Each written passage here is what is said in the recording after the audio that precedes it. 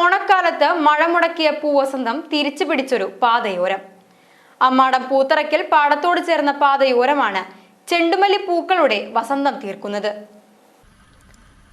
5 വർഷം മുൻപ് വരെ മാലിന്യങ്ങൾ കുമിഞ്ഞുകൂടുന്ന ഇടമായിരുന്നു പൂത്തറയ്ക്കൽ പാടത്തോട് ചേർന്ന പാതയോരം. പലരും മാലിന്യങ്ങൾ വലിച്ചെറിയാനുള്ള ഇടമായാണ് പൂത്തറയ്ക്കൽ പാടത്തെ പാതയോരം കണ്ടത്. ഇതിനൊരു മാറ്റം വേണമെന്ന വാർഡ് മെമ്പർ ജെയിംസ് പി പോളിന്റെ ചിന്തയാണ് പൂക്കൃഷിയിലേക്ക് നയിച്ചത്. കഴിഞ്ഞ ഓണക്കാലം ലക്ഷ്യമാക്കി 2000 ചെണ്ടുമല്ലി തൈകളാണ് നട്ടത്. കുടുംബശ്രീ പ്രവർത്തകരുടെ സഹായത്തോടെയായിരുന്നു പൂക്കൃഷി.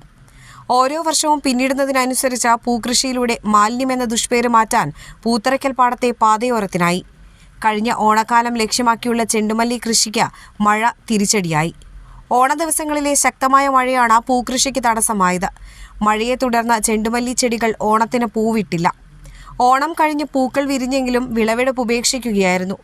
ഇടവേളയ്ക്കൊടുവിൽ ചെണ്ടുമല്ലി പൂക്കളുടെ സൗന്ദര്യം തിരിച്ചുപിടിച്ചിരിക്കുകയാണ് പൂത്തറയ്ക്കൽ പാടത്തെ പാതയോരം. ചെണ്ടുമല്ലി പൂക്കളാൽ മനോഹരമായ പൂത്തറയ്ക്കൽ പാടത്തെ പാതയോരത്ത് ഇന്നും നിരവധി പേരാണ് എത്തുന്നത്. പാതയോരത്തെ പൂവസന്തം ആസ്വദിക്കാൻ എത്തുന്നവർക്കായി വാർഡ് മെമ്പർ ജെയിംസ് പി പോളിന്റെ നേതൃത്വത്തിൽ സെൽഫി കോർണറും സ്ഥാപിച്ചു. ചെണ്ടുമല്ലി പാതയോരവും സെൽഫി കോർണറും ഇതിനകം പൊതുജനങ്ങൾ ഏറ്റെടുത്തു കഴിഞ്ഞു.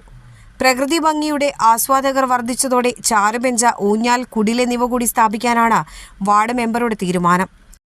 പൂത്തറയ്ക്കൽ പാടത്തൊരുക്കിയ ചെണ്ടുമല്ലിയുടെ വസന്തം തീർത്തതോടെ മറ്റൊരു ആശയം വന്നതാണ് നേരത്തെ പറഞ്ഞ സെൽഫി കോർണർ. ധാരാളം സഞ്ചാരികൾ ആ സെൽഫി കോർണർ ആസ്വദിച്ച് ഫോട്ടോ എടുത്തു പോകുന്നു. എന്തായാലും തൊട്ടടുത്ത ദിവസങ്ങളിൽ തന്നെ ഒരു ചാരുബെഞ്ചും ഒരു ഊഞ്ഞാലും ഒരു കുടിലും അതിലിരുന്ന് ആളുകൾക്ക് ഒഴിവു സമയം വിനിയോഗിക്കാനായിട്ട് ഈ പാടത്തിൻ്റെ ദൃശ്യഭംഗി ആസ്വദിക്കാനായിട്ടുള്ള അവസരങ്ങൾ ഒരുക്കുകയാണ്.